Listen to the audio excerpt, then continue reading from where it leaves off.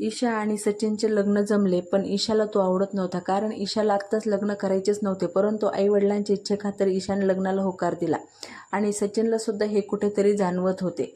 परंतु एक महिना झाला लग्नाला आणि ईशाची सासू ईशाला म्हणते, लग्न झाल्यापासून कुठे गेला नाही तर फिरायला जा. तर ईशा तयार होते आणि फिरायला सुद्धा जाते सचिनसोबत. पण रूमवर पोहोचल्यावर ईशा प्रवासात खूप दमलेली असते. ईशा आंघोळ करण्यासाठी बाथरूममध्ये जाते. सचिन बाहेर बेडवर बसलेला असतो. ईशा आंघोळ करून आली, तिचे ते ओले केस, टावेल गुंडाळलेला, त्या असे पाहून सचिन मोहक होतो.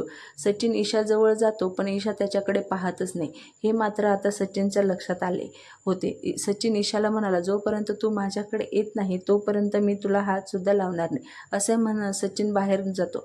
रात्री दोघेही तयार होऊन फिरायला जातात. सचिन फार हँडसम दिसत असतो, ईशाही हॉट दिसते. सचिन ईशाला कुठेतरी आता आवडायला लागतो. सचिन मात्र ईशाकडे पाहत नाही. दोघेही रूमवर येतात आणि खूप